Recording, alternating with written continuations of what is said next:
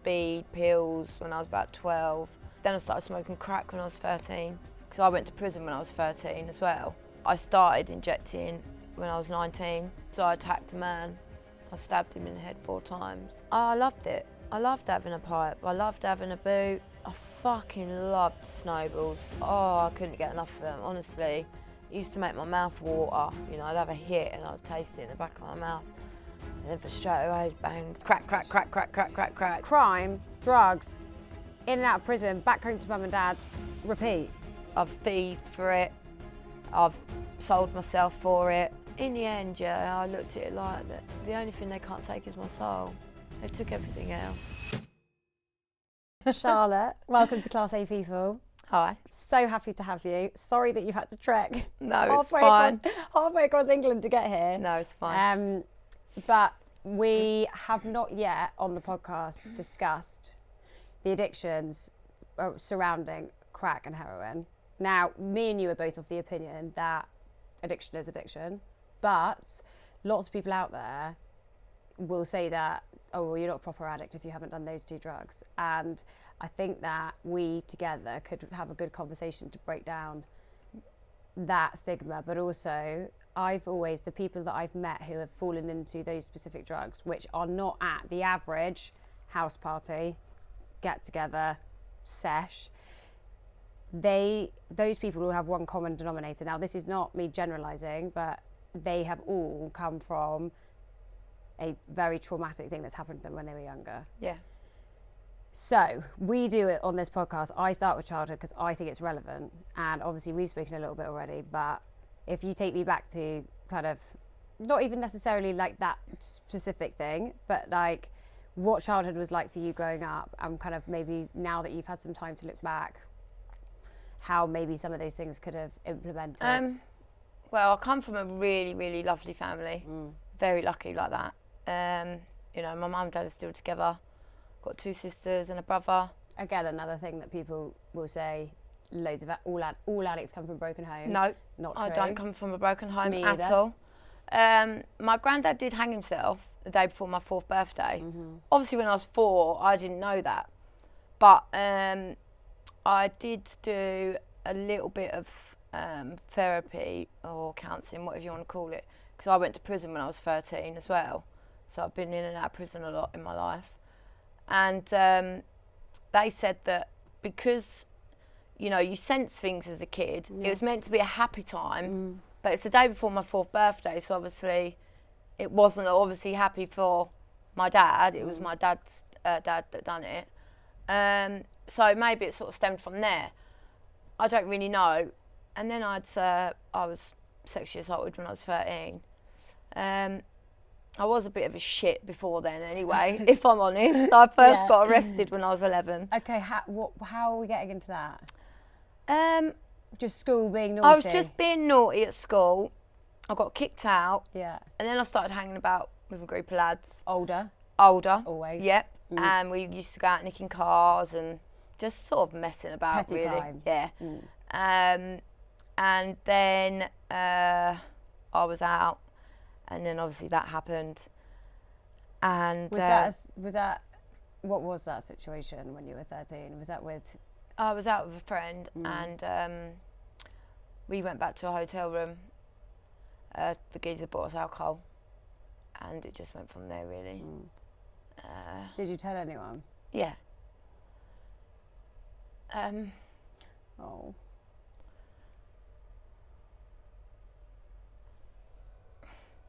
But yeah, so anyway. Take your time. Yeah, so that happened. I was already taking drugs as well. I started taking drugs when I was 11, smoking a bit of weed. The gateway. Yeah. And then sort of went on to speed, pills when I was about 12. I always felt like there was something missing in my life. I didn't actually know what it was.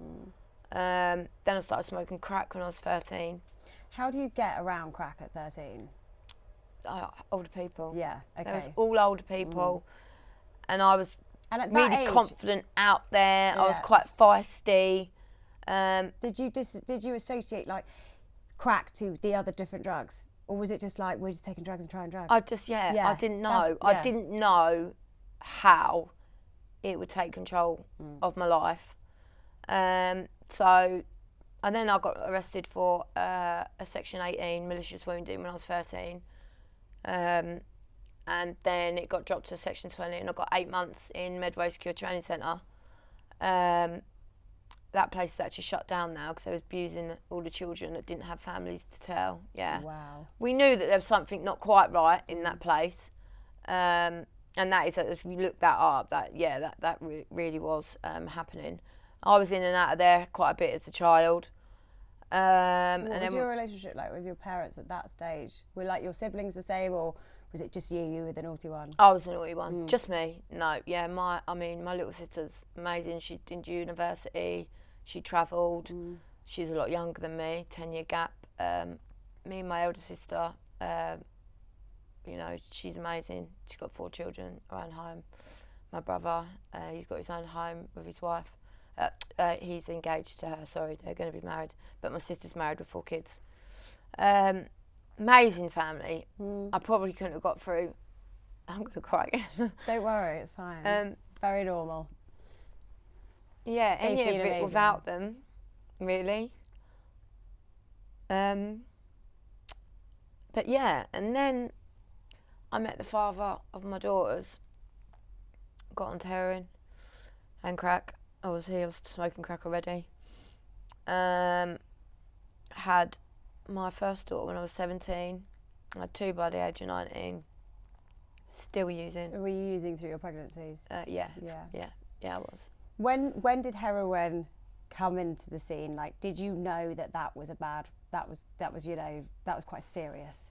My dad always told me, don't ever take crack and heroin. Yeah.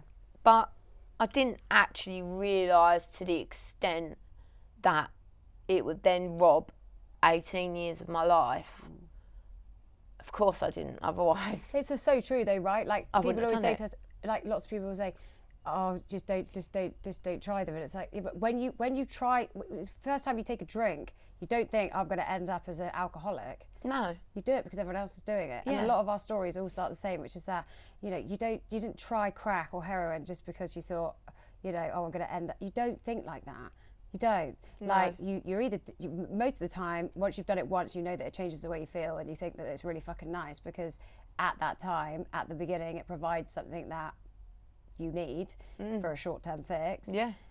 You don't take gear or whatever the substance is to become an addict. No one does that. They don't go, I'm going to try that because I really like to be a drug addict. Yeah, I want to wake up feeling like shit every day. Yeah. And then, obviously with heroin as well, it's physical withdrawals. Yes. So your body is telling you need that. Yeah. That's not just a thought. Mm-hmm. That is a feeling. You are physically ill and in desperate need of it. So, was it your daughter's dad who introduced you to heroin? Yeah. Yeah. Were you scared of him the first time to take it? Like, was there ever any nerves around drugs? Yeah, and because my dad told me not to, but we don't listen, do we? No, and a lot of people say, like, the thing is like, these talks we have in school and stuff like that, it's like, yeah, the thing is like, once you then do it and you don't die, and you, most of the time, the first time, you have a really fucking good time, you think, oh, they're over-exaggerating. What's it about? Yeah. It's great. Yeah.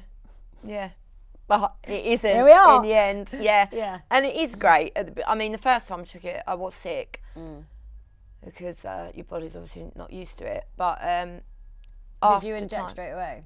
No, I smoked it, but I started injecting when I was 19. Just heroin first of all, still smoking crack, but then I got into snowballs.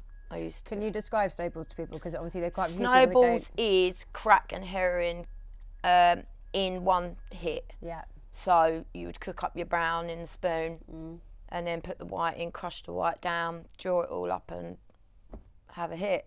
And that took me to a whole other level of addiction. Honestly, I couldn't get out of that for 13 years. I injected. I nearly lost my leg twice. Overdosed. Nothing stopped me from using, and it just got worse and worse and worse. The first time you did it, were you... Obviously, I know you say you were sick, but obviously with heroin, I don't know, but people say it's this, like a warm hug. It's like a sense of complete and utter euphoria. Yeah, it's comfort blanket, constant, you know. And then in the end, you take it just to feel normal, like everyone else. Yeah, you know. tolerance. Yeah, you don't even get a buzz off it in the end. It is literally just to not have aches and pains, because obviously your body's withdrawing. But yeah, it took me a long time to stop injecting snowballs. I had a breakdown in 2018. I was sectioned for my mental health. I had really, really bad psychosis at that point, obviously after all the years of doing that, and still in and out of prison. You know, I've been to quite a lot of prisons actually. I've been Holloway, Rainsbrook, Oak Hill, Medway, Peterborough, Downview. So I've done quite a lot of prison. Is that all for petty crime? No, I got 4 years in 2018 for robbery. So I'd done 2 years, just over 2 years actually, because the first couple of months of remand they didn't take into account because I'd breached a probation order or something. I ended up doing just coming on 2.5 years. But I was smoking spice in there. I was going to ask that. Yeah. Because I had another guy on who said that it's rife. Yeah, it is. And I did my sort of wheeling and dealings with it so I could get my tablets and my canteen. Just to get through, because you can't get through on prison wages. If anyone's ever been to prison, they know. Yeah. You just can't get through on No. it. You just can't. So, you know, we all do our sort of wheeling and dealings in there. But, yeah, I was still taking drugs in there. My family don't actually know that, but we can get it anyway, that's fine. It doesn't matter, you know. I think it doesn't matter now if they know anyway, because you're clean. I'm clean now. Yeah. Yes, clean and sober. So I did come off my methadone in there, because I was on methadone as well from the age of 17. Do you ever do Subutex? Yes, I changed. I was on methadone from 17 up to the age of 33. Yeah. Can you explain then, because for people, I've just got to remember, the people who are listening who don't know about this stuff, because they, you know, there may be people who are wanting to learn about it. Methadone is a substitute for heroin. Yeah. And it helps. You just wake up, take your methadone, so you're not withdrawing. You just pills. No, it's like a green liquid. Okay, and how do you have? Just drink it. Yeah, okay. Just drink it. And then Subutex is a tablet that's a blocker, isn't it? That is a blocker. Yeah. And when I went to Ireland last year with my family, and I really wasn't going to go, but I'm so glad I did, because I fell off my script of methadone. And then when I came back, I went on to Subutex, and then I went on to Buvidal injection, which was Heard about that. Game changer. Yeah. Because you don't wake up ill. Because even though when you take methadone or Subutex, you still wake up in the morning ill. So straight away your brain's triggered. You know, the seed's already planted. You know, the day's fucked before you started. As soon as you open your eyes, you take something, but it's already been planted for the gear crack. You know what I mean? That cycle. But with Buvidal, you're waking up like everyone else normal. You're not ill. You know, you have an injection once a month. So that for me was a massive game changer. And then obviously I found CA. Got a sponsor who's amazing. Started my steps, doing my steps. And saved my life. So that's sort of a brief overview, I suppose, but we need to kind of go back to get things in a bit more detail. So if we start at kind of how you were feeling as a child, like did you ever feel different? Yeah, because you're saying you did. So yeah, like, I always felt like black sheep. Yeah, like there was something missing. I don't quite know what I was looking for, but I was never happy. In your own skin. Yeah. Yeah. And obviously being sent to prison at 13, it's a really young age after what happened. So I think I was really lonely, angry at the system because they were abusing the fucking kids in there. You know, I weren't touched, luckily, because I had family. But all them kids that didn't have families to tell, do you know what I mean? Fucking disgusting. But so when you were sexually assaulted at 13, why did you then go to prison at 13? because I attacked a man, I stabbed him in the head 4 times. To you, that's like, well, yeah, because of what happened to me. Yeah. So you're full of rage. Yeah. Yeah. I didn't actually realise until I got sent to prison for robbery. That was my first offence against a female. And I never realised that until they'd said it out in court. In all them years, it had been male. And I didn't actually, you know, think in my head, oh, I'm going to target him because he's a male. I didn't actually realise I was doing it. So that was mad. And that was, the robbery was with someone else. You know, I had a codeine in that. So that was quite a big sort of eye-opener for me. Like, subconsciously, you were going against that because of what had happened to you. Yeah, I didn't realise it at the time. But yeah, obviously I was. But yeah, I think that broke me, obviously. Then, you know. You feel like you got the right support when that had happened? Probably, was there any justice brought to you in that situation? Yeah, there was, yeah. Not that that makes it any better, by the way. No, but yeah, he did go to prison. But yeah, it's... and then it doesn't stop either there, because all the years, 18 years of being in that world as a female, you know, around crack and heroin, I've had it happen to me a few times, you know. In the end, I used to be frightened to go to sleep. I'd pick certain places where I'd stay. I've got really good male friends, a few, that I felt safe where I could stay, and they know who they are. You know, I've known them from a young age, and they were the people that I would go to.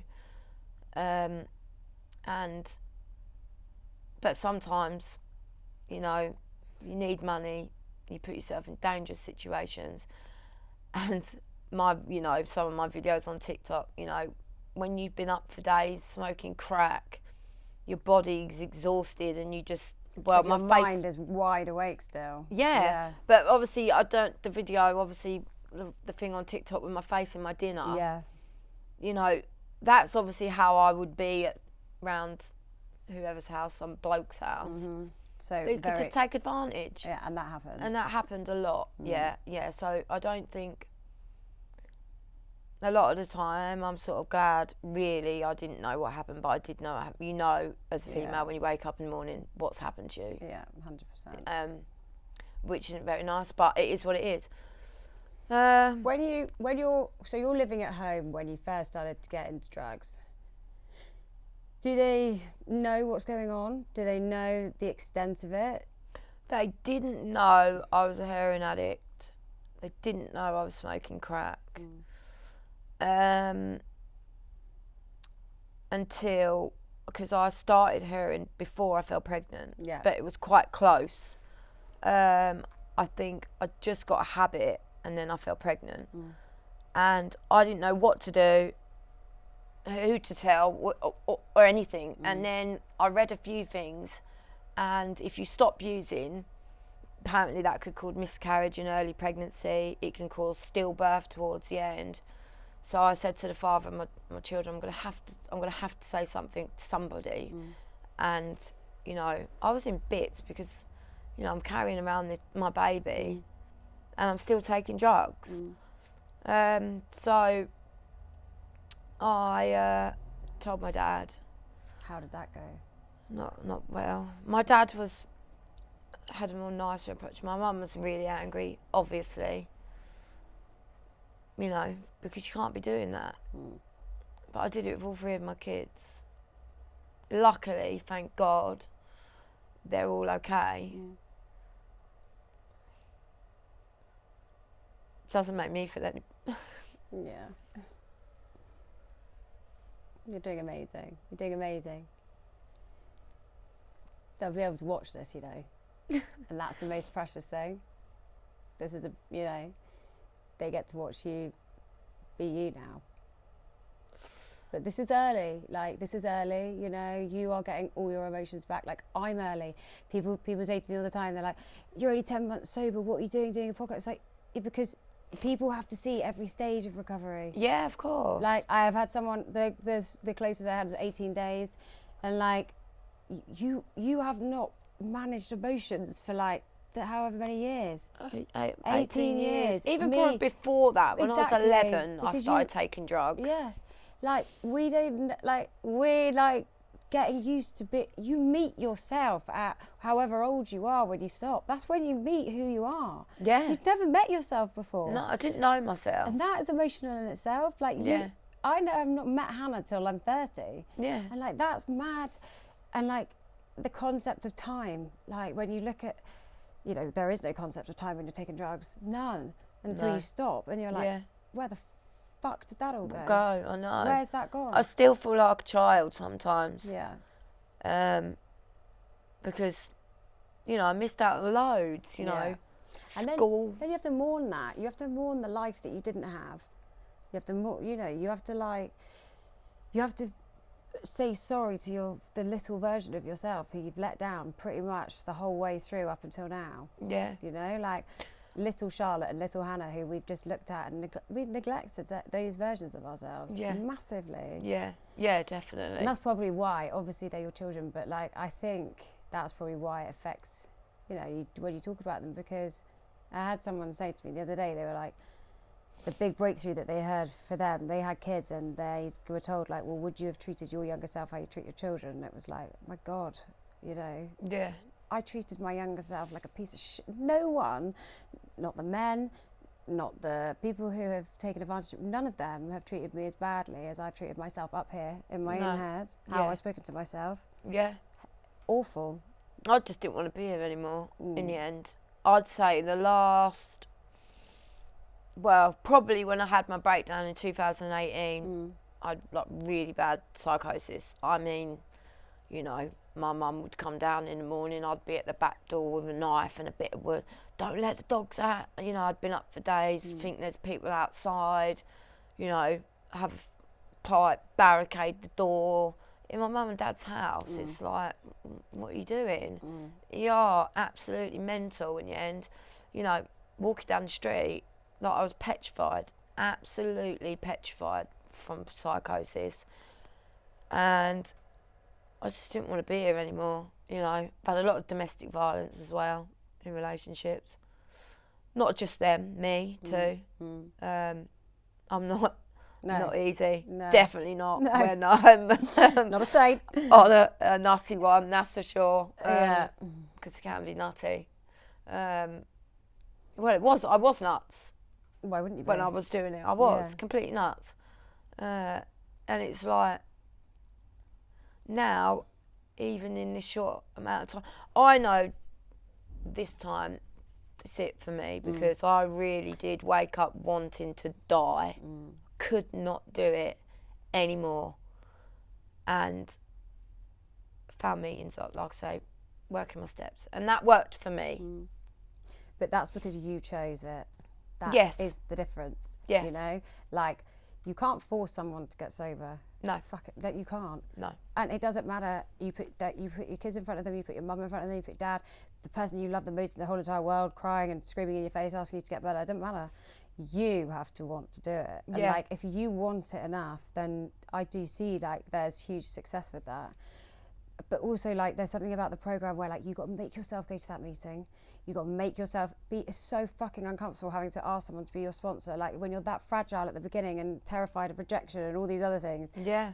But you're doing it. Like, you're not rehab. I know people, like, some people think it's great, but you know, you come out of rehab, and if you don't go on to doing some type of program after, like, that's it. Look, addicts. It's a daily reprieve. There's no cure. No, it's disease of the mind. It is, and I don't think it matters. Well, I know it doesn't matter what drug it is. An addict, we are ill, we are sick people, we are wired differently, definitely. 100%. It's us, that's the problem, not necessarily the drug. Like, you know, we just said earlier about, you know, oh, well, you're not really an addict then, you're not took crack and heroin. No, that is absolute bollocks. If something's making you that unhappy and your life is unmanageable. And you can't stop it. And you can't stop. Do you know what I mean? Like, you're an addict. Yeah, people always go, oh, I only do it at the weekend. It's like, okay, but when you have that first drink, do you have the choice once you've had the sip to stop doing it?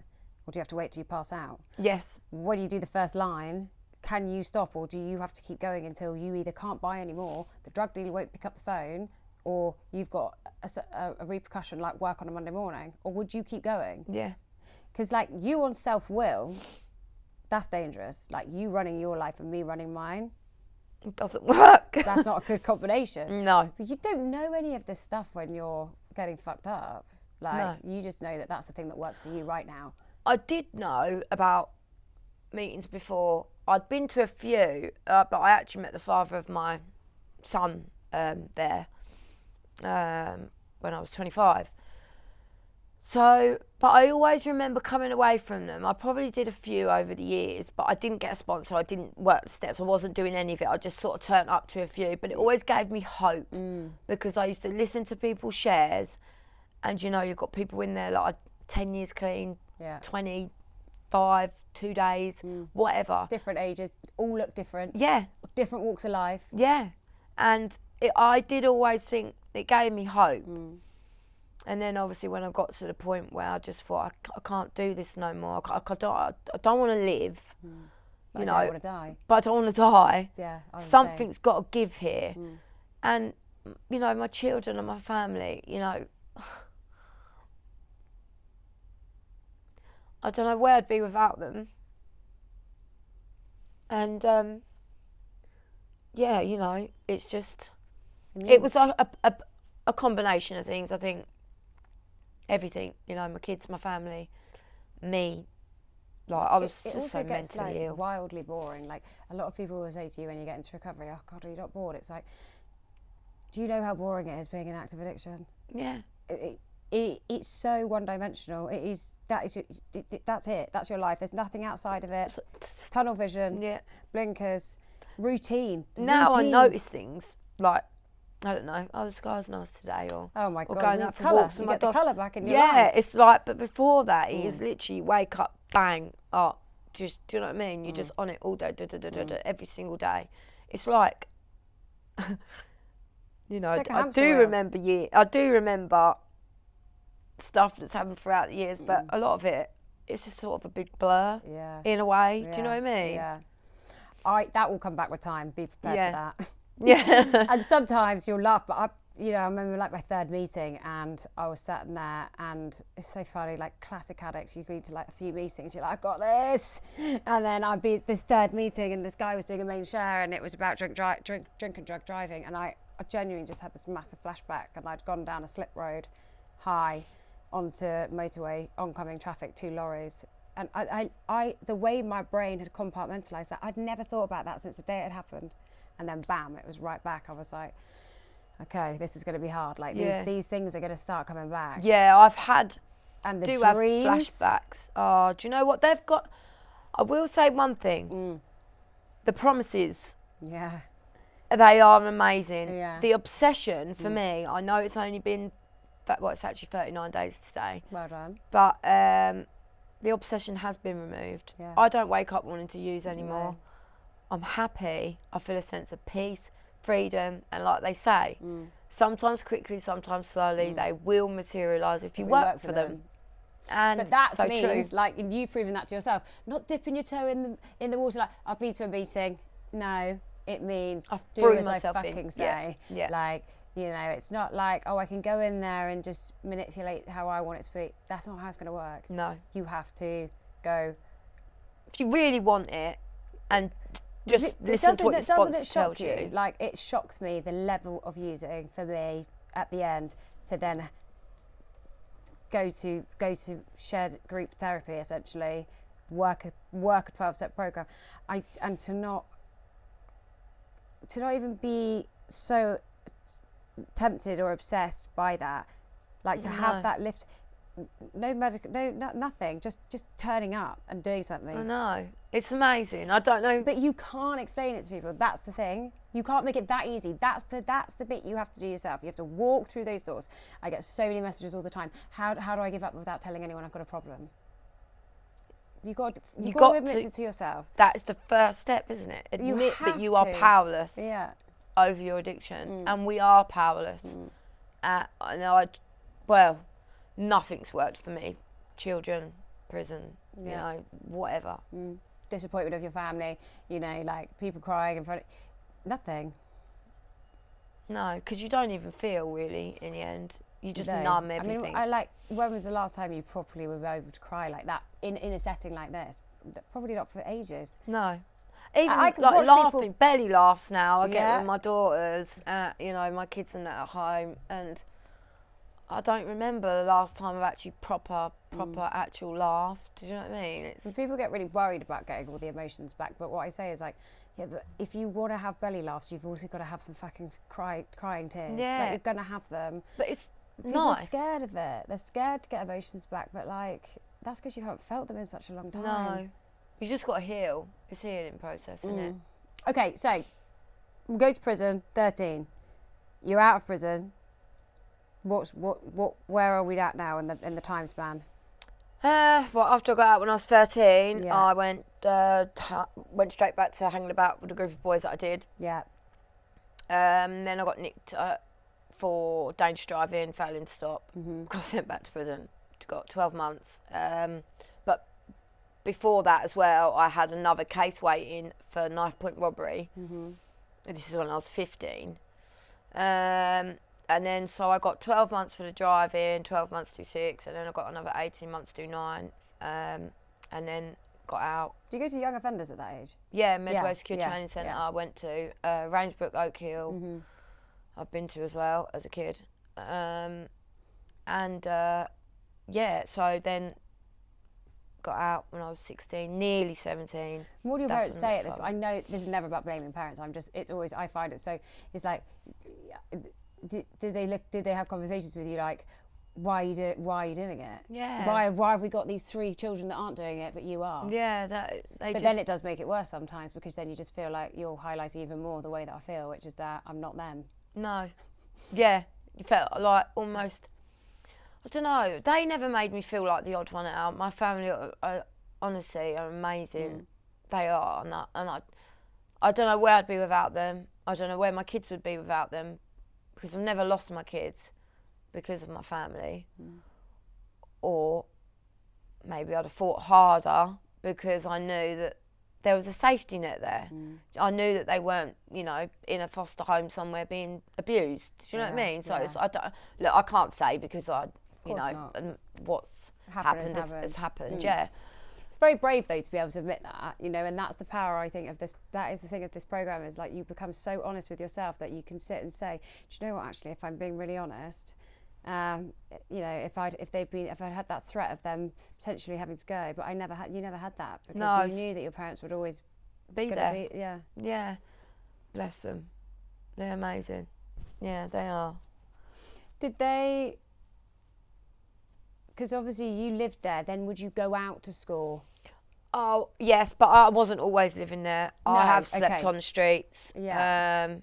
So we just tried to do the timeline. So you were just in and out of prison really up until 15, and 15 is then when you first... No, in and out, and then 16, nearly 17, was when I got out. That's when I met the father of my children. Yeah. Got on heroin. Was he a dealer? No. He just got out of prison himself, actually. He's a lifer, but anyway. How did you meet him? Here we go. I was in my mate's house. Yeah. And I'd not long been out of prison, obviously. So I was out midnight, and he had a nice car. He had a Golf GTI, and he was pulling up outside. And you were like, and he was watching me through the window, and he just went like that. And so I took his number, got on heroin very quickly, but also fell pregnant very quickly. So, you know, having to tell my parents I'm pregnant, for one, at that young age, and then hiding an addiction, It was so horrible. I remember you know, looking down at, rubbing my bump and, no, I'm so sorry, I just couldn't get out of it at the time. And sometimes I think you have to really hit the floor, but I've hit the floor millions of times. But in the end, when I was mentally losing my fucking mind, I mean, I was absolutely mental, and I was frightened. Can you try and talk through some of those things, like when you're talking about how scared you were? I know you're meaning scared of yourself. Yeah, I was terrified of your own mind. I was frightened of my own mind. Yeah. I were attacking my friends. I was thinking people that were taking things from paranoia. The only thing I didn't hear voices. I wouldn't say I saw things, but there might have been a bush outside that looked like the shape of a person, and I thought it was a person. Things like that. Yeah, like I didn't ever hallucinate or hear voices, but I'd get some crack and do it all, but then think someone's I was always thinking people taking things from me. Yeah, I've had that again. You just fucking caning yourself. Blaming everyone else. Not actually realising it. Convinced you've got some left in the house somewhere, and you turn the house upside down. Yeah. But you know that you fucking don't. Yeah, or I would do mental things like I'd still have gear and I'm picking shit up off the floor, but I've still got crack on. It was just, honestly, it was absolutely fucking mental towards the end. It really was. Yeah. But the only enjoyment I'd say was the going to get it. Oh. The process of that. Yeah. And then you'd have the first so I'd get up, I think, right. Because I didn't actually take gear probably for the last 4 years. So obviously because I stopped injecting, and then I just was smoking crack. I don't know whether that was worse for my mental health because I didn't sleep as much. Whereas as the gear brings you down. Yeah. When Sleep it's just crack. You're up for days and days and days and days. What's the longest you've stayed up? I don't know, 5 days, maybe 6 days, something like that. You know what I mean? Your body just crashes in the end. That's when you start getting the sleep. A lot of people think that drugs create psychosis. A lot of it is sleep deprivation. Yeah, I agree with that. And dehydration. Yeah. You're just like scatty. Yeah. My sister said to me, my little sister once, she was like, Charlotte, just sleep. Just, you need to sleep, like, whatever you're doing at the minute, because they were always really supportive. I mean, we've obviously had our arguments, but, they're my family and I love them and I wouldn't be here without them. They have given me tough love. I've not, they have shut the door on me, but they had to because... Well, they tried everything else. They tried everything else. Yeah. And they had my 3 kids there. Yeah. What, they can't have me in the house acting like a fucking nutcase. And I used to do this weird body popping thing, right? I don't know why. I don't know whether it was a nerve thing where I banged up my groin for so long that I used to sort of like twitch and stuff. And so I spent half the time in my mum and dad's bathroom. I'd say more time in the bathroom in their house, really, because I obviously had a twitch thing. So they knew when I'd done it. They could tell anyway, when someone's obviously using. But I was just a fucking nutter in the end, and something had to give. I had to stop. And I don't think I would have stopped without meetings. You definitely need that. And I know people think, oh, it's God, it's religion. It's not. No. You can look at it like good orderly direction or good orderly discipline. It's not God. Also, like, just the power of the people in those rooms. Like, that is, people... The thing is, though, I get it. Like, if you need a barrier to convince you that something's not going to work for you, well, it says it right there, religion. It's like God. It's like, but I think that the way the program works is like, you're not supposed to convince others to do it. Like, we can sit here and say it works. Crack and heroin, like, you've been sober for 39 days, 18 years at it, and that's a thing that's worked. But you actually can't, it's the beauty of it, but it's the annoying thing about it, you actually can't explain it. No. You can't explain it because it's you have to go and do that yourself. You have to do it That's yourself. the one bit. You've got to go and do it work yourself. for it. It works if you work it. Yeah, definitely. it's not no one else working it for you. It's not no one else dropping you off at that meeting and pushing you through the door. No. You have to want to go to it. You need to look up where are the meetings. Not message you on TikTok or me and go, where are the meetings? No, you can be guided to here's the website, but really, like we live in a social media age. Like you hear people talking the names AA, CA, NA. Just look up online. You can look it up. Yeah. I have to honestly. I try and reply to everyone. I do, and it is hard, you know. And all I just say is, look.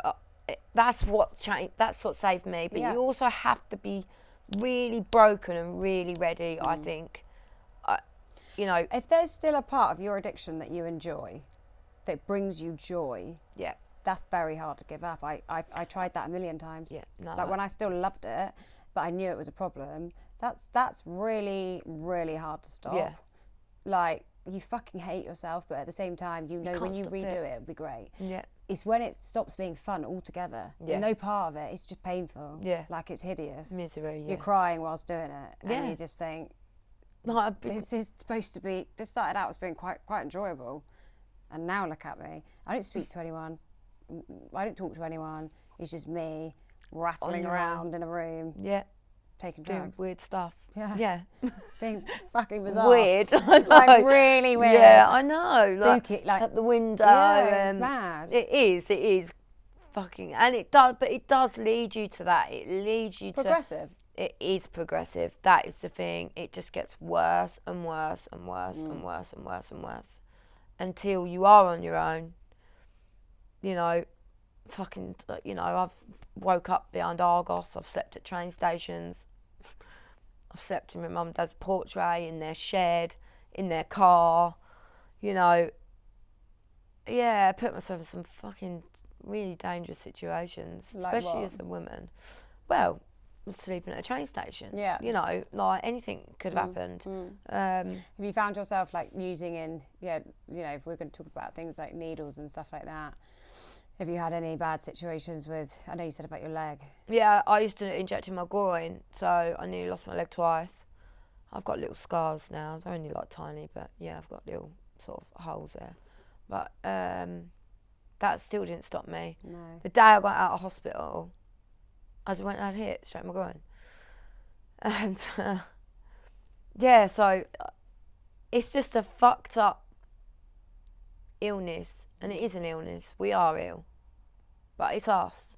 It doesn't matter what drug it is, whether it's weed, ketamine, sniff, alcohol, crack, smack.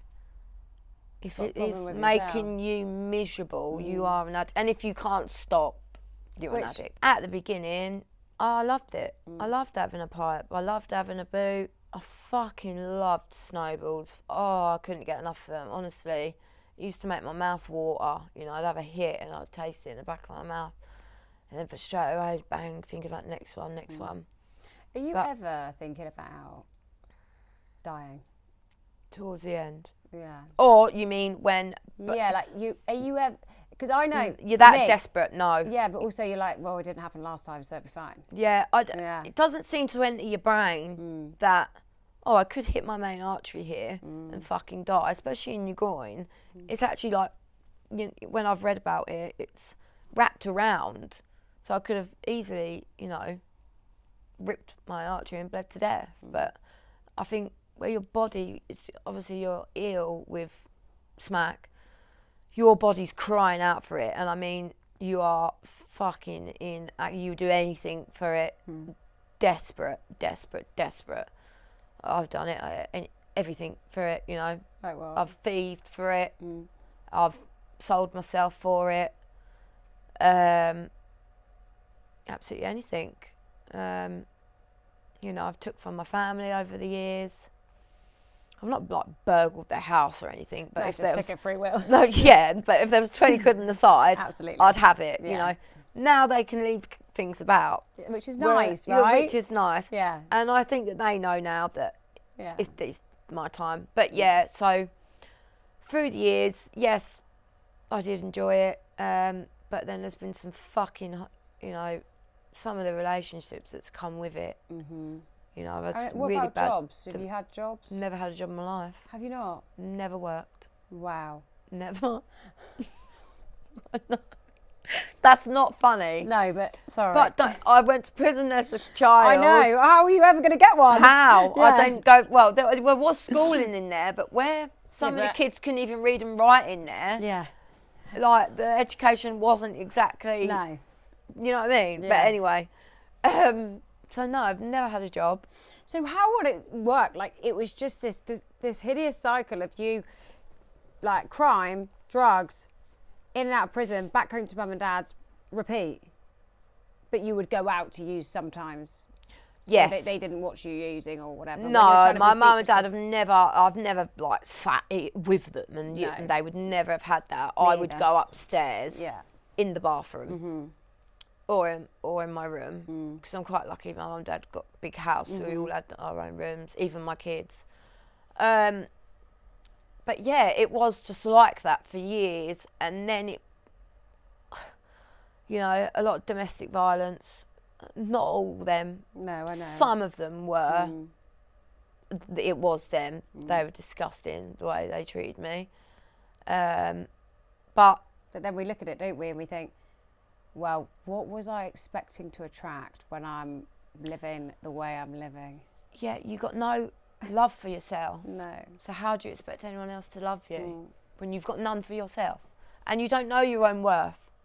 You don't. And that's been stripped from you at 13, let's be honest. That's been stripped from you. Yeah. And do you know what? In the end, I looked at it like that. The only thing they can't take is my soul.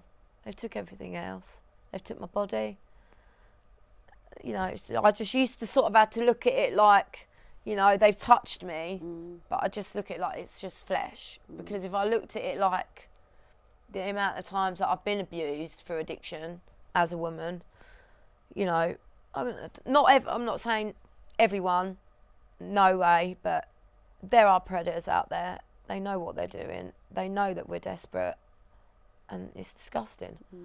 But at the same time, it's a transaction, isn't it? But I just had to look at it like they never take my soul. No, and that works in a great way of recovery, because that spirituality side of it reigns true with that. Yeah. Have you ever sort of seen, I suppose, like in those situations that you've been in over the years, you know, some horror stories of other people that you've been around, you know, like crack dens and things like that? Being privy to some bad stuff? I've been in places where there's been rats running from sofa to sofa. You know, you can't even walk. You know, there's pins everywhere, like really bad places. You know, like their bathrooms are filled, like it looks like a rubbish tip. You know, like a skip. You know, that's what their whole house looks like. But they're lost souls. But I never lived like that. Like people.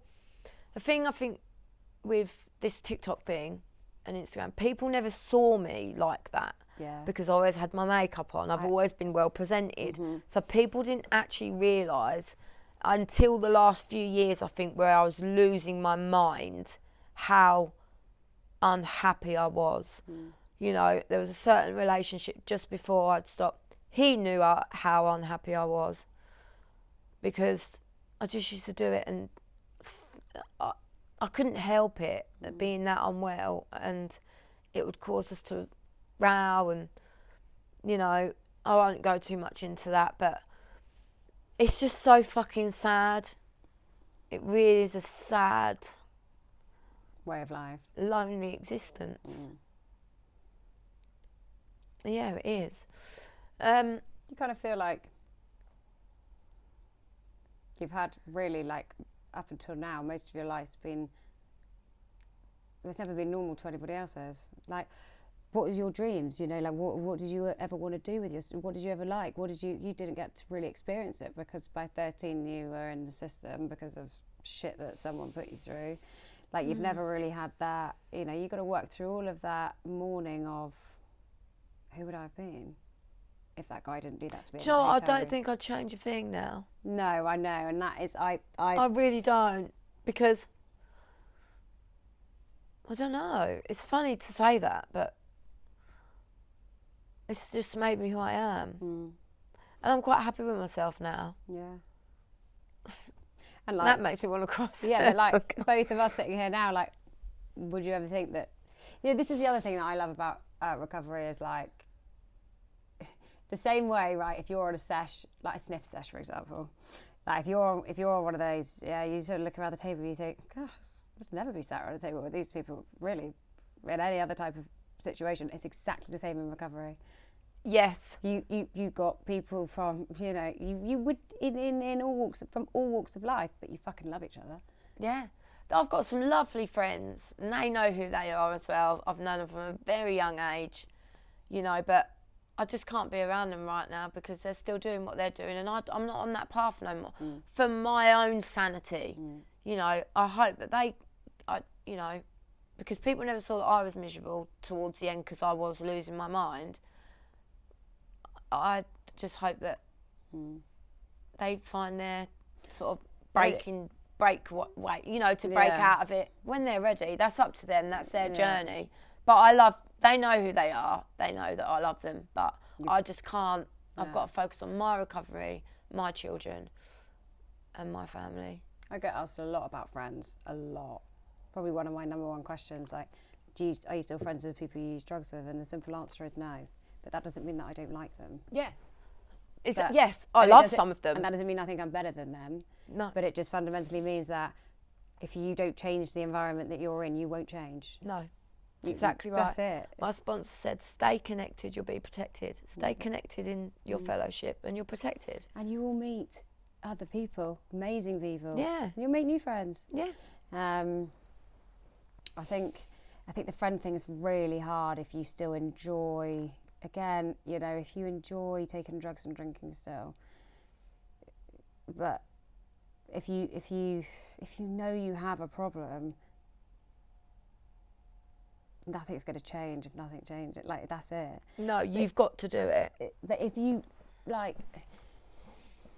if you're still negotiating with it to any point where you think, oh, I'll just have a couple of weeks off. I don't know if you could ever do that. I used to think that. But you convince yourself that you're not an addict because you can, maybe you did it once 5 years ago. Yeah. Oh yeah. Or that one time I didn't take more, or I went to bed after, one whatever. And I used to think, right, at one point, I used to be able to go to sleep and have crack for the morning.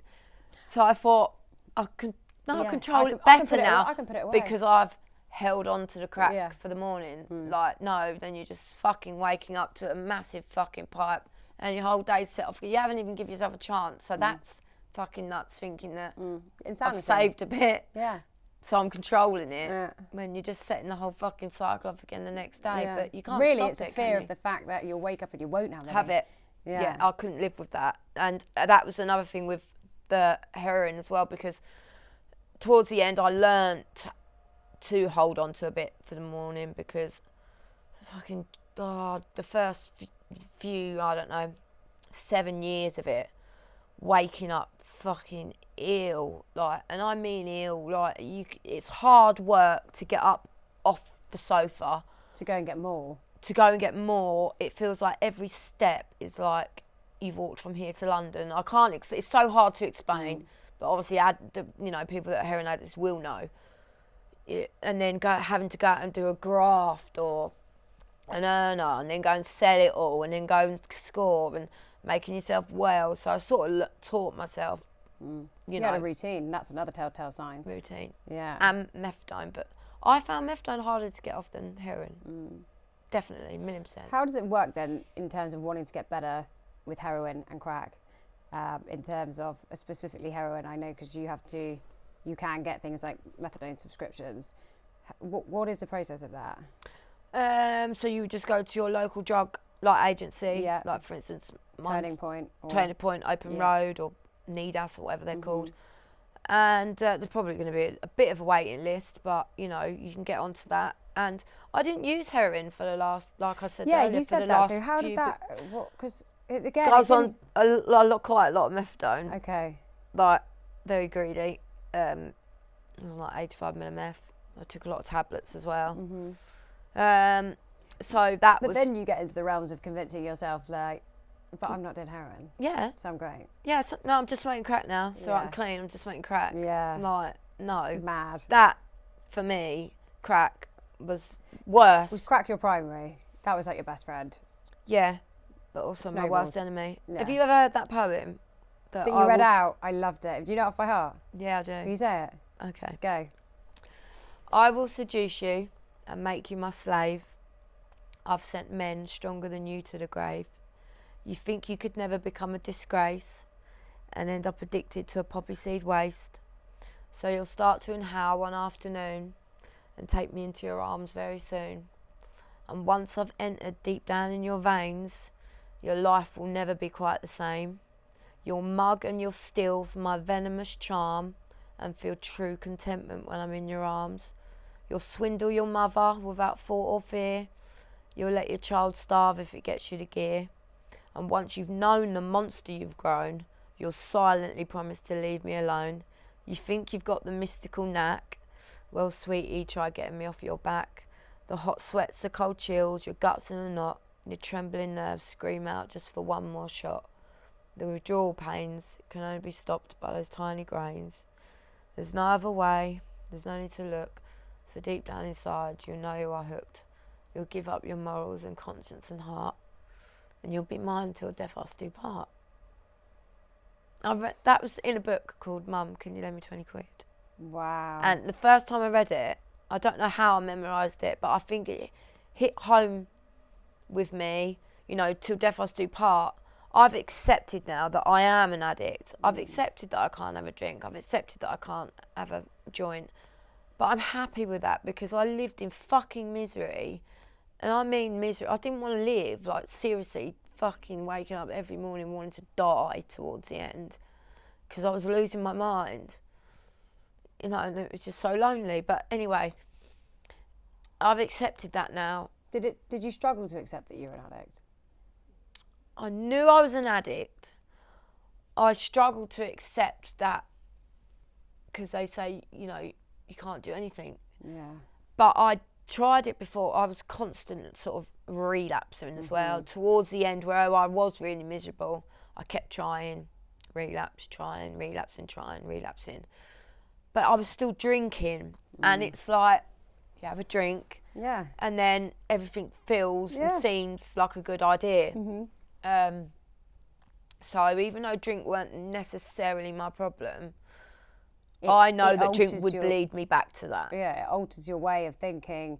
Oh, well, you know. Whereas if you're only in control of that first drink, me personally, you know, drink was part of my story. But the association I created between the two together, I couldn't do one without the other. I could not. No. I couldn't even by the end, even if I knew I was going to have a sip of alcohol, I was picking up gear because I knew myself by that point. You say that, I suppose. You know, anyway, do you want to one shot? 8 o'clock in the morning, yeah, I'll have a barnstormer, I'll have a K. So, yeah, I suppose drink was a problem as well, really. Lots of people say, like, 8 o'clock in the morning, I ain't got a drink problem. I always say that. I'm like, alcohol wasn't my thing. It was. I'm like, but when I was doing that 8 o'clock shop run, 3 days on a bender, and I'm going to Sainsbury's to buy all of the canned gin and tonics at 8 o'clock in the morning, I'd say that was a problem. Yeah, that's a problem, I know, it's crazy, isn't it? See, that's again. Yeah, but also it's that very addict way of being like, I don't know, like when society's put one above the other, it's like you with the heroin. It's like, oh, well, I've stopped heroin now, I'm just doing crack now, so it's not as bad. It's like me, like if maybe one time I just drank and you know didn't stay up for 3 days, it's like that. It's your addict brain convincing you, like, oh, well done, and you're doing it will good tell now. you lies. Yeah. Don't it? It's mental, really. Like, I moved into my home, my new house, and my head was like, oh, you've moved in, go and get yourself a drink. Yeah. Celebrate it. Yeah. But that was my head. But it's also the way the country that we live in, right? And I'm not blaming addiction on that, but what I'm saying is, from day dot, we are born and raised here to celebrate, drink. Yeah. Funeral, drink. Yeah. Fucking Kids party, drink. Like anything. Anything. Any occasion. It's there. Yeah. It is just there. So, like, even when I first started to get sober, and it only took me 5 months before I could even go into a pub. Month 6, I had a friend's wedding, and I was literally decided on the day if I would be able to do it or not. Yeah. And I came back from it, and I said to my dad, I was like, my dad is a muggle, what we call in the program a muggle, which is someone who they literally open a bottle of wine, leave it hanging around, maybe have a glass, put it back in this, run it down the sink. That's not bothered by it at all. No ounce of addiction in him. And he said to me, he was like, do you know what? Even me not being an addict or remotely bothered by booze, I would just find it very odd to go to something like a wedding, because every wedding I've been to from the age of however the youngest he was when he went to one, that's just, even if you're not an addict, that's a time where you go, we're going to a wedding, we're getting pissed. Yeah. So like, it's this constant kind of disguise, a mask for you to just have, it's just always been there on every event, every single everything, one. yeah. So like, if you've drunk and used on every emotion, drink, crack, heroin, whatever it is, if you've used on every single one of your emotions, then like the thing I struggled with after I got past the 6-month mark was like, I'm finally starting to experience happiness again. And it's like, or like celebrate like the podcast, I'd be like, it would be that rush of like, oh my God, I'm happy. Instead of using and drinking and being sad, or I really want to use and drink and relapse because I'm sad, because I'm lonely and I'm angry and why am I an addict? Now it's like, my life's great again. And now, and then it's like, why are you telling me to now do it on that? It's mental. It's mental how our brain works, isn't it? Or I'm lonely. Yeah. Like lots of people will say that an addict will find it really hard to be in a pub. An addict will find it the hardest when they're alone, sitting in their own thoughts. Yes. Yes. So that's when you really want to get... You can't. You have to talk. You have to be, stay connected 1,000,000%, because addicts left by yourself, we know what's going to happen. You definitely... Well, it's you versus you, and you never win. Nah. We're defeated. Because how many times have we said, I'm not going to do it, and we do it?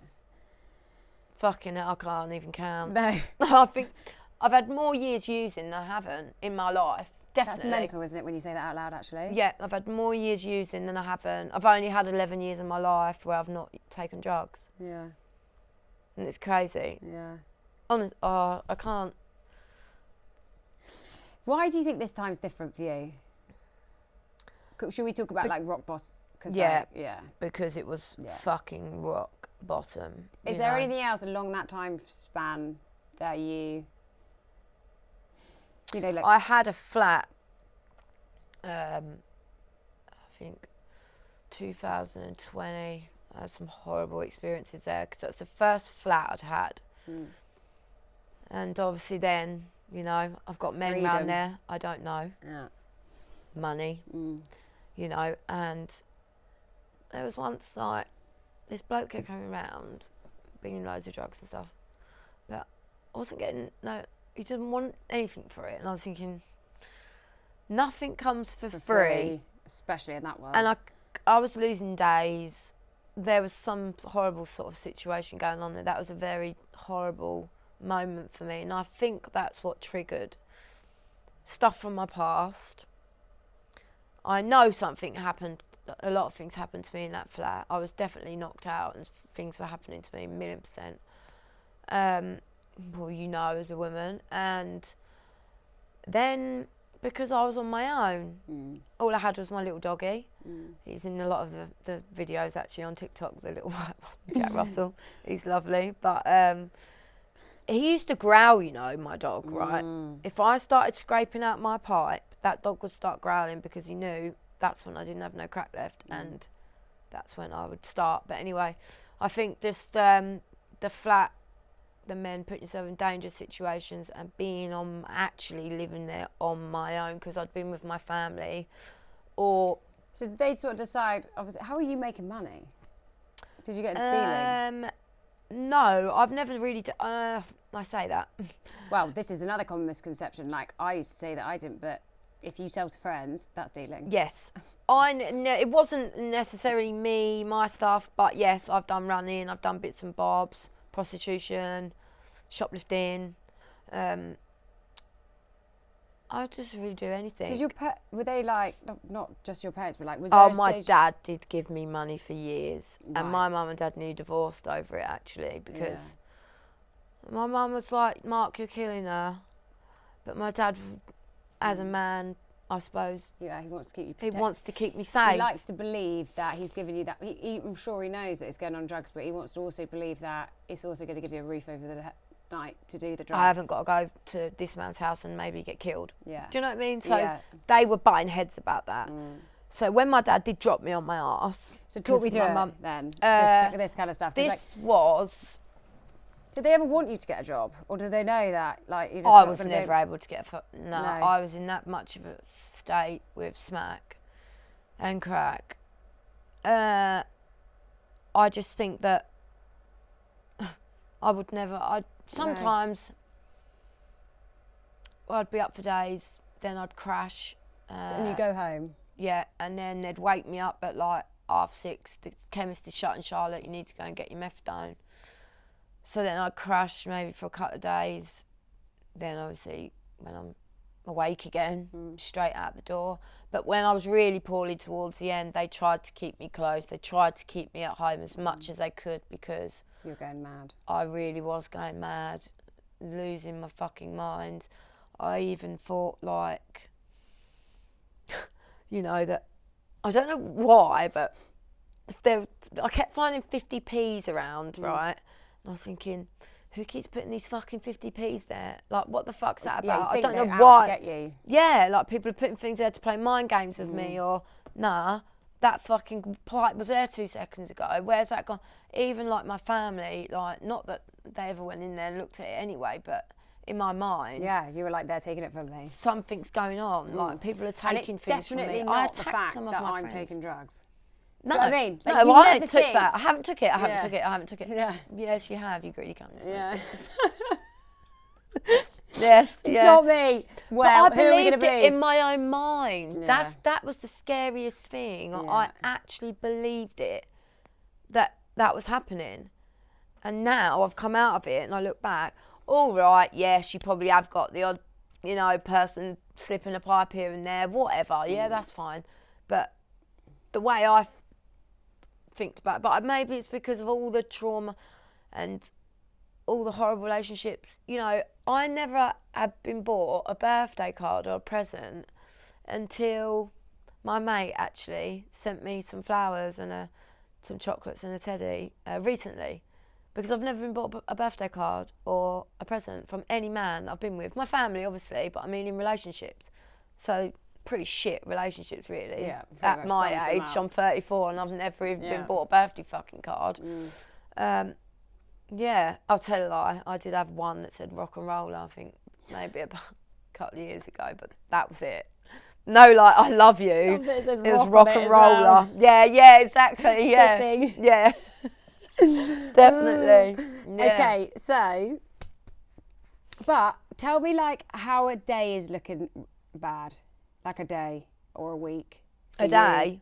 Yeah, like when you're really in the midst of like snowballs and stuff like that. Like, talk me through the cycle that you're in. So, I would get up.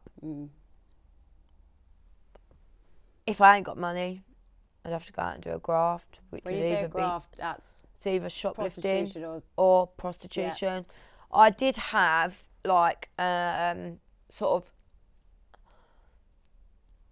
go-to certain people that I would go to. Yeah. That I knew, and after a while, you know, I didn't have to go there all the time, and it was a transaction because in the end you form a relationship with these people. And so it was easy for me to get money in the end. I sometimes didn't have to do anything. Sometimes I just want a bit of company. Do you know what I mean? But obviously, yes, I have sold myself, yes. I've never worked a beat or anything like that. I did actually have a website once. But anyway, I would try and earn money always. I'm quite savvy. Got gifted a gab. Yeah. I've never sat and begged, but I would spot beg, like, normally men I would sort of go to and be, you know, I've lost my bag, or I need to get to here, I need to get to there, or can you spare some change of this, that, whatever fucking story it was, I'd make it up. Score, hit, again, again, all day long. I mean, like I say, I've got actual holes in my groin, both sides. Where are you doing it? Injecting in my groin. But where? As in? Oh, I would do it anywhere. Don't care.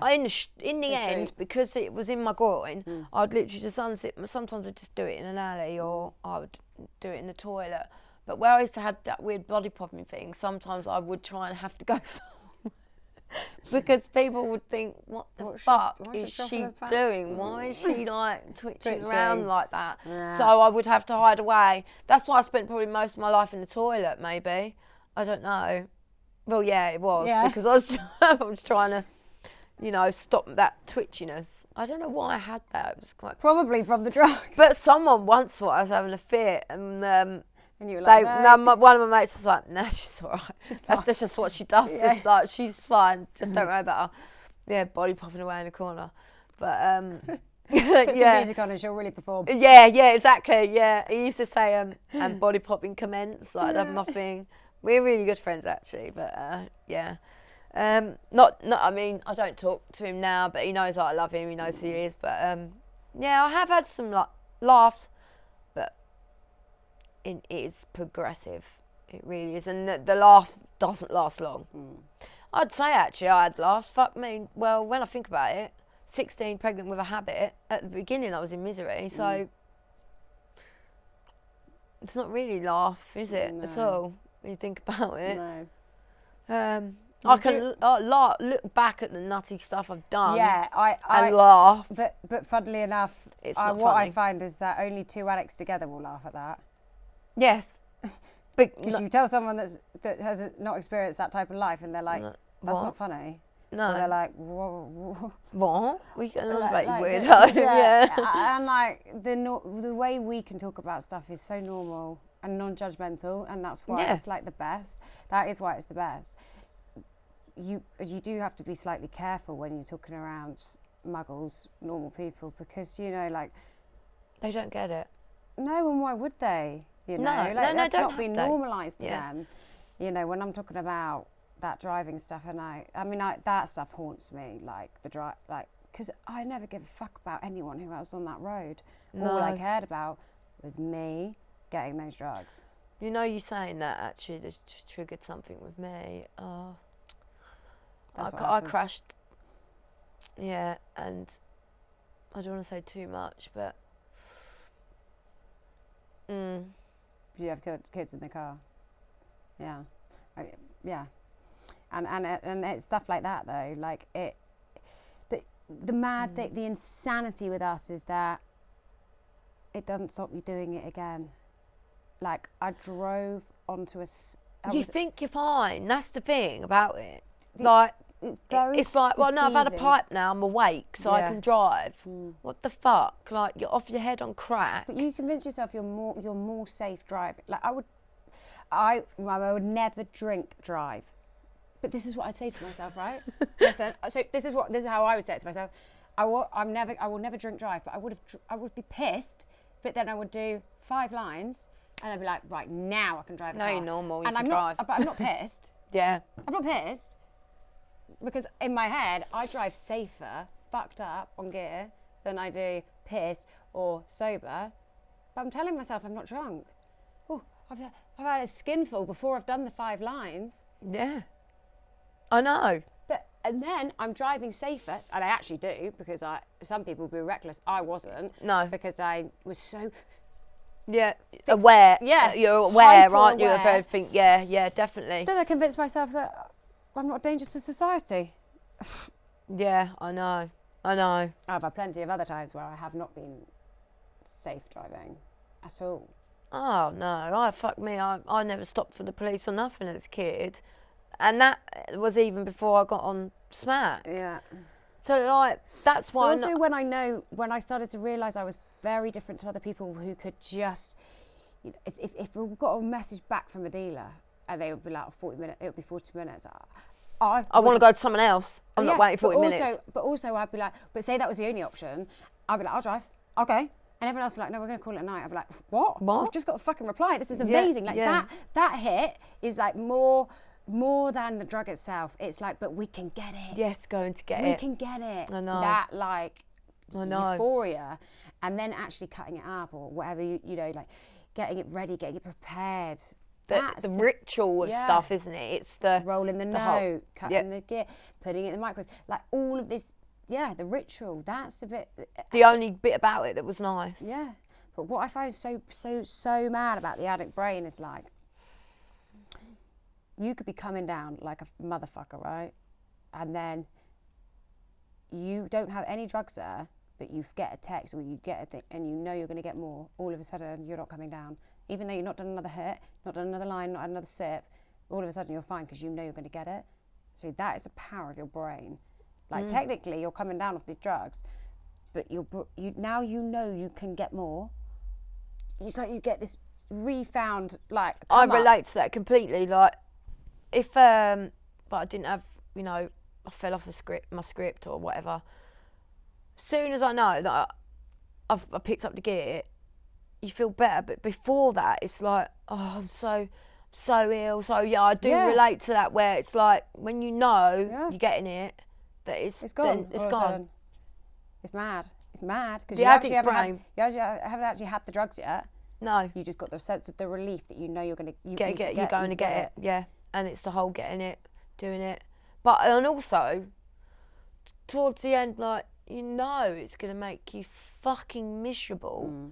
But I don't. It's like we have a missing thought process. No, Charlotte, don't do that because you're going to do it, and then.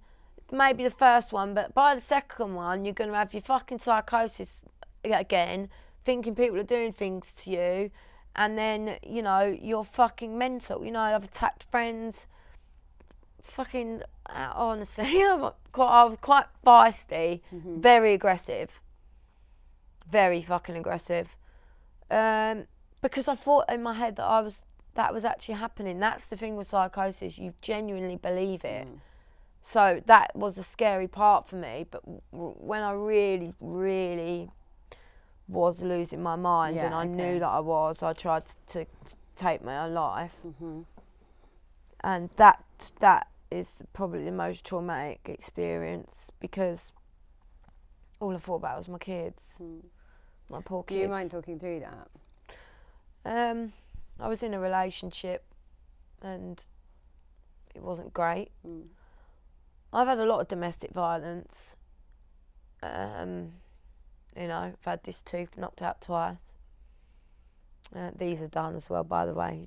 Some of my videos, if they looked at them, they're fucking stained yellow and horrible. But anyway, so I just think I've never been loved, but I never loved myself. So how can I expect anyone else to?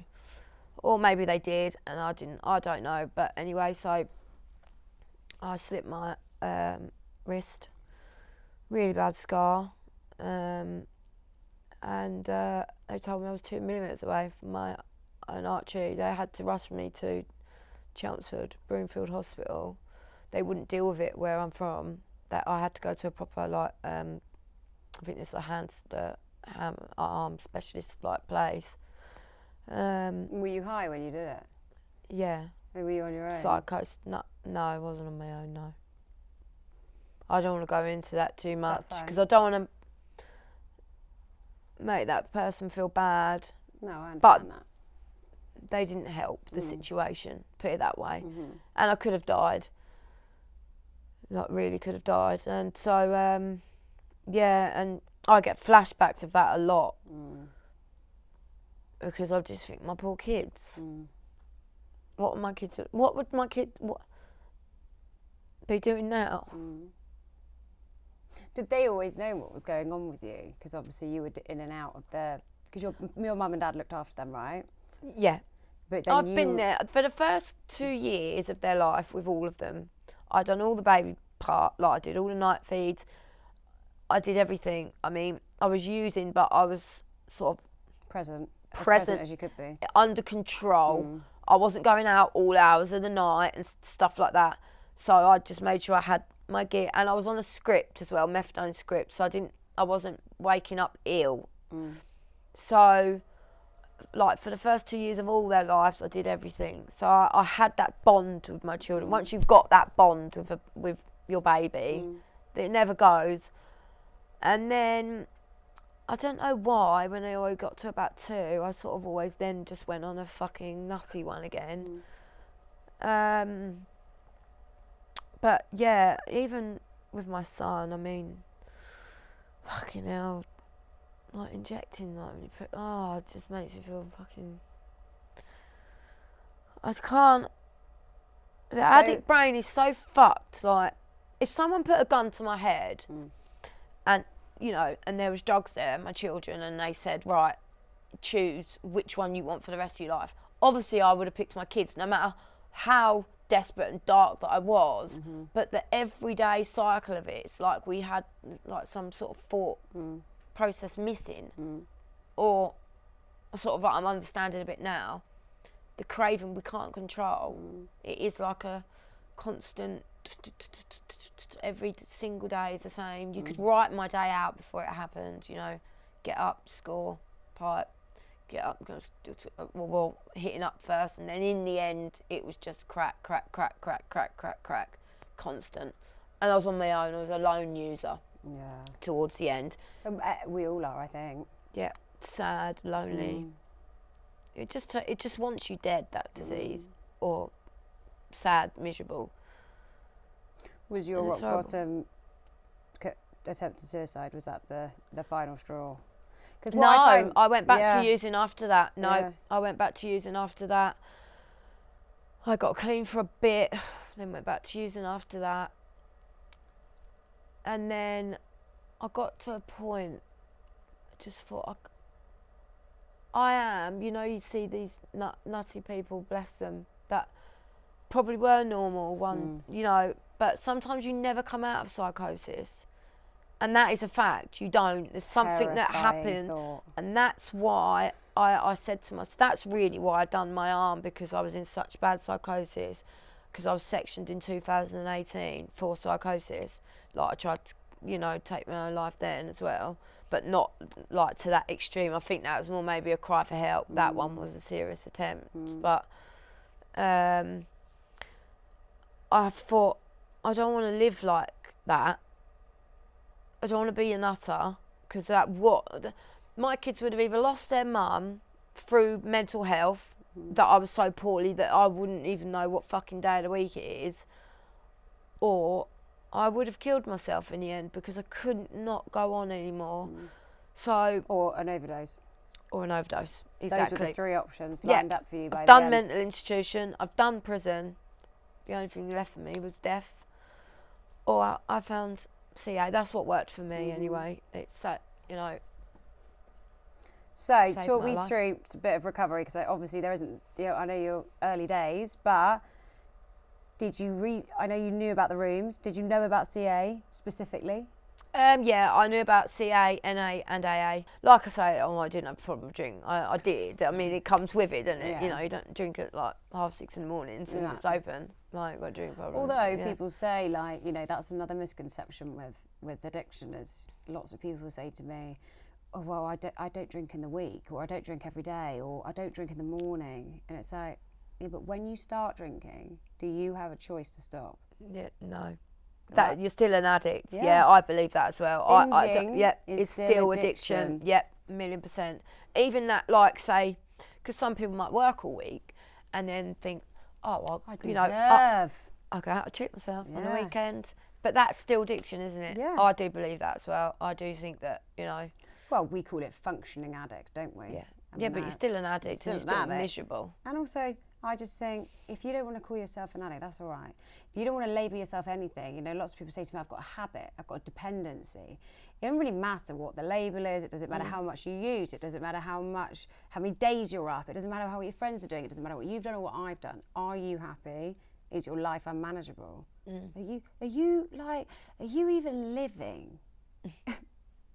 Are you just surviving? Yeah, existing in a world. Is that it?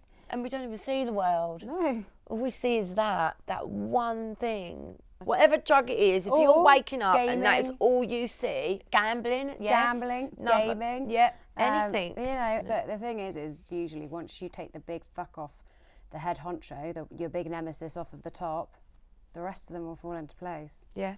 You know, like you've created associations, like affairs with them, with your brain. You know, when you do one, you want the other.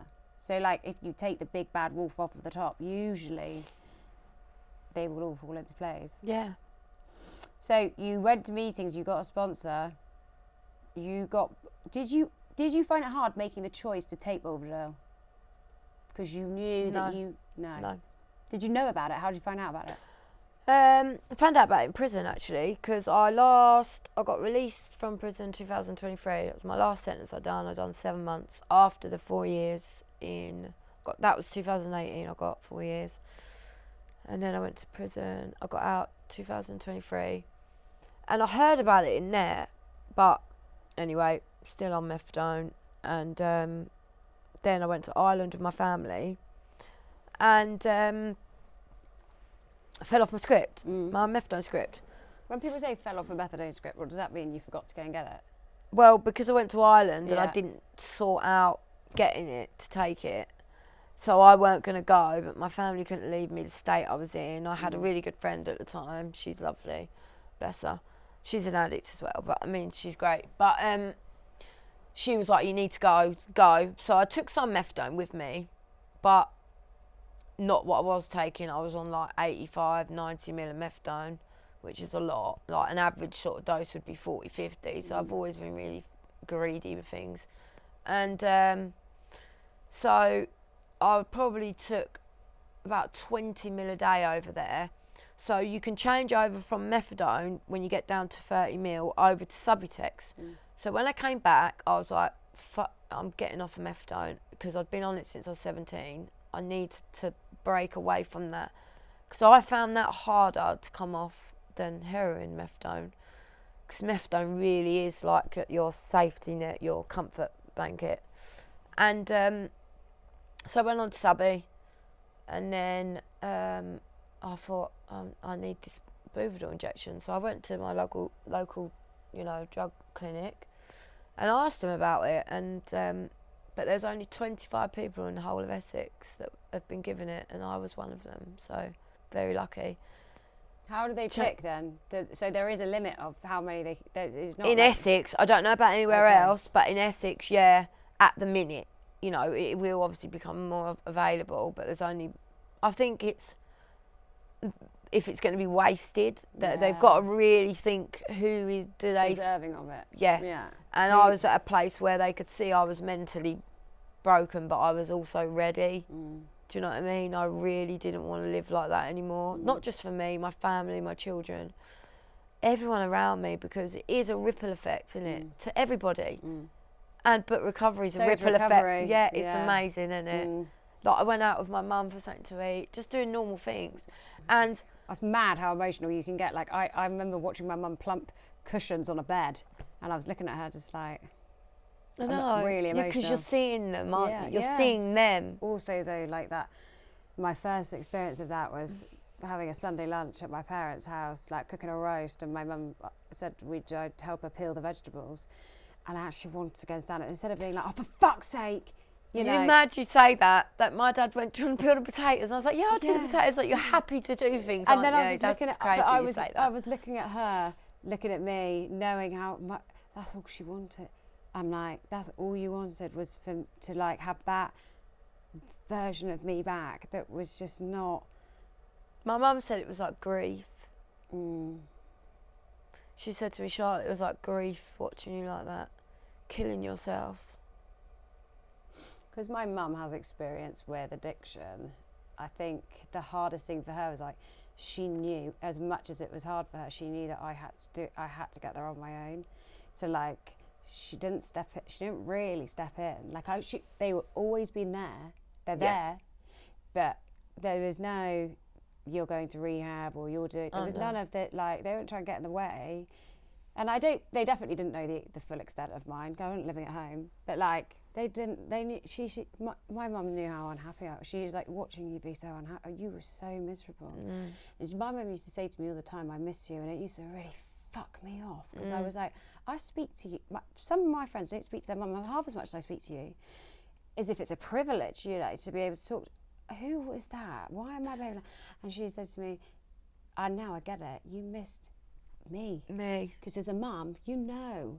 I don't know because I'm not a mum, but you know if your kid is. She said to me, as a parent, you're only as happy as your unhappiest child. My daughter said to me, she was like, "Mum, you were like a completely different person." And I remember reading a bit in the book that says about Jekyll and Hyde. And it's so true because, like, it's so hard to explain, but it's recovery, and the promise is, you know, it works if you work it. The gifts of recovery, things that happen in my life already are fucking amazing. If I thought 7 months ago that I'd be sitting here now talking to you on a podcast, I was gone. Yeah, fuck off. All right, you dickhead. Like, I mean, you've lost the plot now. Do you know what I mean? But I would have. Yeah. So it's never too late. No. It really isn't. And addiction is addiction, isn't it? I think acceptance is a big part of it. That's why I don't personally love the whole, you know, a lot of shame comes with addiction. Like a lot of shame. And I think if you have, you know, people talking about it in a way that, you know, I've read this article recently. She's a journalist and she has had cancer and she's an alcoholic, and she said that addicts should be treated the same as someone who has cancer. Like, it is a mental illness. Yeah, it is, but they won't class it as that. The difference I do understand, and I personally do believe, is like cancer, you don't have a choice if you get it. It's there. If you're an addict, you have a choice to get better. People like to think that you don't, but you do. And we both, I'm sure, have thought we don't have a choice. Victim mode. I've definitely sat in that before. Of like, you don't understand what it's like. I don't have a choice. I have to use. You do. There is a choice. You just have to get there. You have to get to that point. You have to get to that definitely. point. But it's like, I didn't have to go to meetings. I didn't have to do anything. I could have sat there, carried on, lost my life, because that's what happened. That is the reality as well, isn't it? That of addiction, no matter what it is, you know. I've known so many people, heart attack from cocaine. So many people say you can't die from doing too much. Yes, you can. Do you know how many people? I know someone that's lost their whole nose. Yeah, it gets swept under the carpet. It's the same with drink driving. People go, oh, you don't. It's the physical thing that it has on you. Like, you can die of cocaine. You absolutely can. You have a heart attack. Yeah, that's it. You're just sticking that much up your nose. Yeah, your heart's going a million miles a fucking hour, and you're still doing it. People inject cocaine. Like, there's plenty of other ways. Cracks, I've never really had a problem with sniff. I sort of missed that bit out. I think if you go straight to something harder, you know, it's exactly the same as like alcohol to coke. Like, once you've experienced something that's on another level to it, that's boring.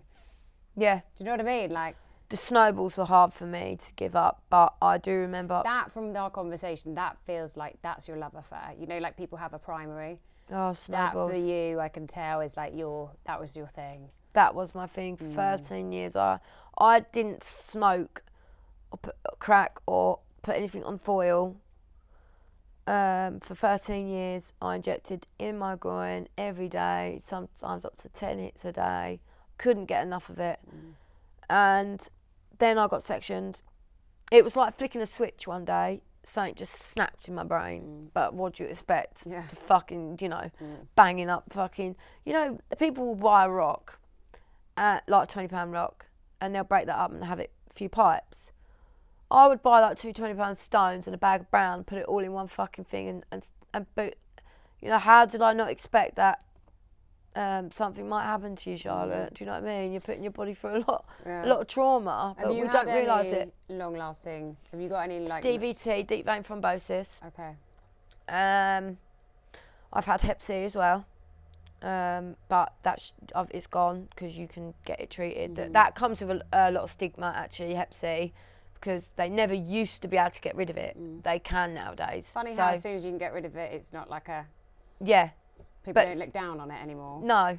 Well, they do, I think, but you know what I mean? I would say it how it is. At the end of the day, when you're that desperate, I've ripped open, you know, needle boxes.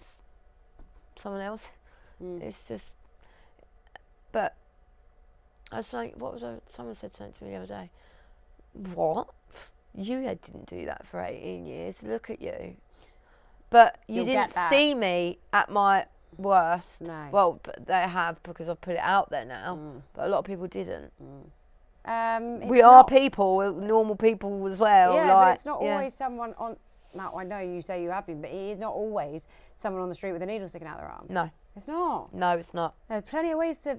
I would say... dress it up. I know loads of people with cocaine habits that are living in misery. Yeah. I really do. Some are like good friends of mine, and you know, they are miserable. You know, I've seen them lose their homes. One of my friends lost his home, his relationship, his car. The thing is it will all eventually go. There's no longevity to addiction. No. And especially if people who are successful, for example, you know, and they've got money or they've got this and that and they've still got their job,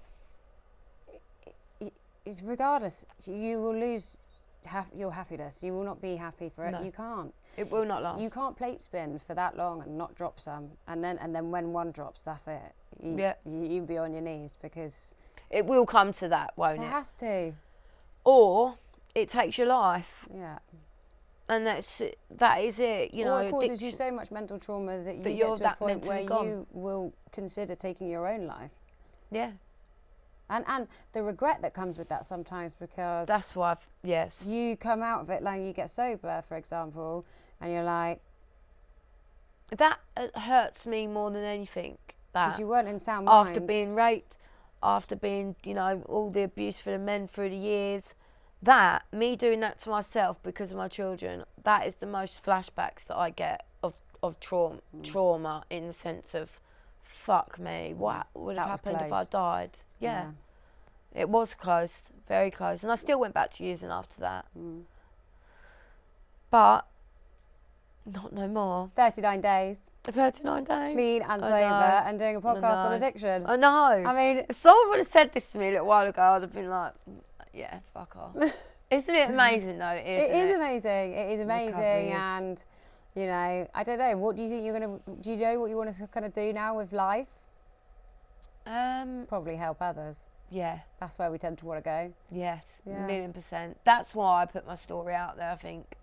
And I'm not preaching, I don't know, you know, I'm really, really early.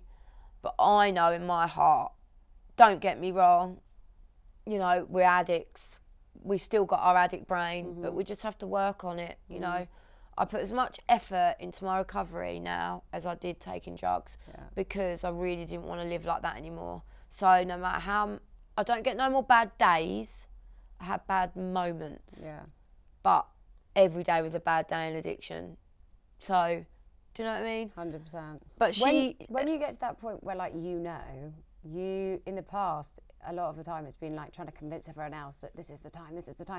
When you get to the time where you know it's the time, you don't feel the need to convince anyone. No. You're like, I'll just get on with it. I used to always write letters, or loads of texts saying, I'm really sorry for everything I've done, and I'm really going to do it this time, and blah, blah, blah, blah, blah. I haven't done any of that this time yet. I know I will get to a point where I will make amends, but I'm already making amends. Living sober. Because I'm here and I'm present. Yeah. And that's all my family have ever wanted. They just wanted me back, Charlotte back. Not, you know, and they haven't had me since a child. And nor have I. No. And I can't explain. Like, I wish I could bottle this feeling and give it to people. Yeah, me too. Amazing. Is there anything else you want to say? Sure. Yeah. Just for recovery as possible. Thank you for being a class A person. You've been amazing. Thank you very much. Give me a hug.